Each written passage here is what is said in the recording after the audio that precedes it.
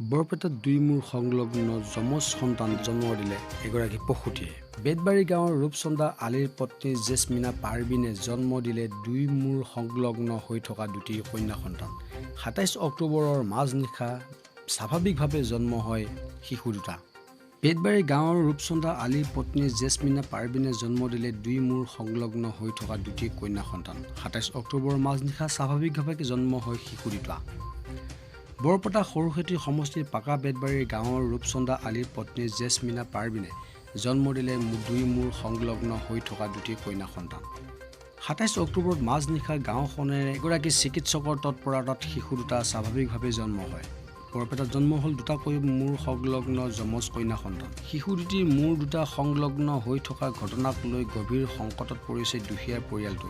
ইফালে শিশু দুটাৰ মূৰ দুটা সংলগ্ন হৈ জন্ম পোৱাৰ ঘটনাটোৰ বিষয়ে জানিব পাৰি মঙলবাৰে সৰুখেতি সমষ্টিৰ বিধায়ক জাকিৰ হুছেইন শিকদাৰ, বৰপেটাৰ অতিৰিক্ত উপায়ুক্ত নৱজিৎ পাঠক আৰু বৰপেটাৰ যুটীয়া স্বাস্থ্য সঞ্চালক ডাক্তৰ তীৰ্থনাথ শৰ্মাৰ প্ৰসূতিগৰাকীৰ গৃহত উপস্থিত হয় আৰু শিশু আৰু প্ৰসূতিৰ মাতৃগৰাকীৰ অৱস্থাৰ বুজ লয়। মন্ত্ৰী ডাক্তৰ ৰণোজ পেগুৰ ব্যক্তিগত সহায়কক গ্ৰেপ্তাৰ। প্ৰেমৰ অভিনয়ে যুৱতীক বলৎকাৰ, মন্ত্ৰী ৰণোজ পেগুৰ ব্যক্তিগত সহায়কক গ্ৰেপ্তাৰ।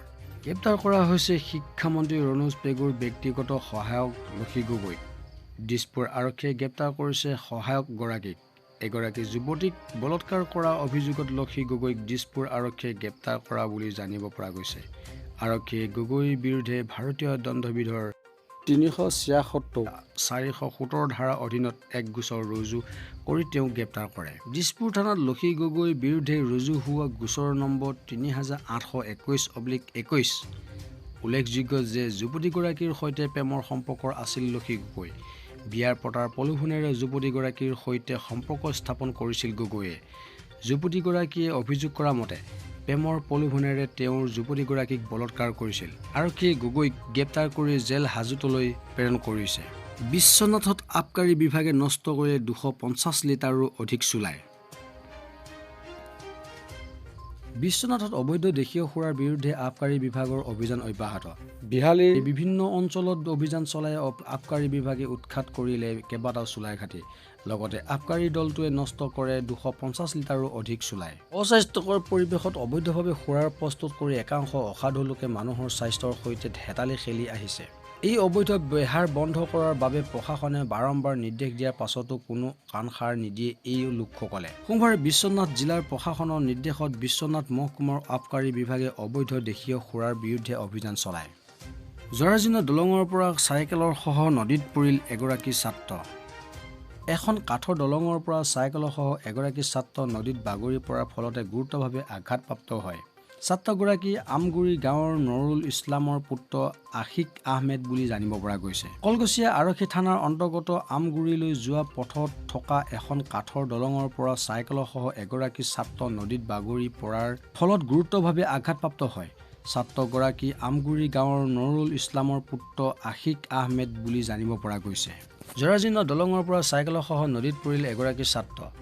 স্কুলৰ পৰা চাইকেলেৰে নিজৰ ঘৰৰ অভিমুখে গৈ থকাৰ অৱস্থাত সংঘটিত হয় এই দুৰ্ঘটনা। প্ৰায় ৫ বছৰ পূৰ্বে দলংখনৰ নিৰ্মাণ কৰিছিল যদিও সম্প্ৰতি জৰাজীৰ্ণ হৈ পৰাত এই ঘটনাটো সংঘটিত হোৱাৰ অভিযোগ কৰিছে স্থানীয় লোকে। এইবাৰলৈ এটা ডাঙৰ খবৰ, মৰিগাঁও জিলাত কিডনী বিক্ৰীৰ কাণ্ড। মূল অভিযুক্ত প্লাৱন বৰঠাকুৰক আটক। মৰিগাঁও দক্ষিণ ধৰমতলৰ কিডনী কাণ্ডৰ মূল অভিযুক্ত প্লাৱন বৰঠাকুৰক আটক। মৰিগাঁও আৰক্ষীয়ে অভিযান চলাই তামিলনাডুৰ এক বিশেষ স্থানৰ পৰা আটক কৰে প্লাৱন বৰঠাকুৰক। কিডনী ব্যৱসায়ী প্লাৱন বৰঠাকুৰৰ নেতৃত্বত চলিছিল অসমত মানৱ অংগৰ বৃহৎ ব্যৱসায়। মৰিগাঁও দক্ষিণ ধৰমতলৰ ১১জন লোকে এই চক্ৰৰ কবলত পৰি কিডনী বিক্ৰী কৰিছিল। সামান্য পৰিমাণৰ ধনৰ বিনিময়ত আৰ্থিকভাৱে দুৰ্বল লোকক অংগ বিক্ৰী কৰিছিল এই প্লাৱন বৰঠাকুৰে। এই ঘটনাৰ লগত জড়িত ৩জনক পূৰ্বেই আৰক্ষীয়ে আটক কৰিছিল। এইবাৰ লৈ আছো আন এটা গুৰুত্বপূৰ্ণ খবৰ, কেৰালাত বিক্ৰী কৰা ৫ যুৱতীক উদ্ধাৰ, গ্ৰেপ্তাৰ মহিলাসহ ৩জনক। চাকৰিতে প্ৰলোভনেৰে কেৰালাত দেহ ব্যৱসায়ত জড়িত কৰা ৫গৰাকী যুৱতীক নগাঁও আৰক্ষীয়ে উদ্ধাৰ কৰিছে। লগতে এগৰাকী মহিলাসহ ২জন যুৱকক আৰক্ষীয়ে গ্ৰেপ্তাৰ কৰিছে। গ্ৰেপ্তাৰ হোৱা মহিলাগৰাকী হৈছে কচুৱাৰ আইনা বিবি, যুৱক ২জন হৈছে হুজাই দিলৱাৰ হুছেইন, নগাঁও ৰৌমাৰী আলীৰ আকবৰ। উদ্ধাৰ হোৱা যুৱতীৰ ৫গৰাকীৰ ভিতৰত ২গৰাকী নগাঁৱৰ আৰু এগৰাকীকৈ শোণিতপুৰ, হোজাই আৰু মৰিগাঁও। আৰক্ষী অধীক্ষক আনন্দ মিশ্ৰই জনোৱা মতে 10 দিনীয়া অভিযানৰ অন্তত নগাঁও আৰক্ষীয়ে এই অভিযানৰ সফলতা লাভ কৰিছে। উদ্ধাৰ হোৱা 5 গৰাকীক চাকৰি দিয়া নামত প্ৰলোভিত কৰি কেৰালালৈ লৈ গৈছিল আলী আকবৰ আৰু দিলৱাৰ হুছেইনে। পিছত কেৰালাৰ ত্ৰিবান্তমপুৰমৰ ৰেলৱে ষ্টেচনৰ ওচৰত লজ ভাড়া লৈ দেহ ব্যৱসায় কৰা আইনা বিবিক বিক্ৰী কৰে যুৱতীৰ 5 গৰাকীক। নগাঁও আৰক্ষীয়ে নিৰ্দিষ্ট লজটোত অভিযান চলাই যুৱতী কেইগৰাকীক উদ্ধাৰ কৰাৰ লগতে আইনা আৰু আলী দিলৱাৰকো গ্ৰেপ্তাৰ কৰিবলৈ সক্ষম হয়।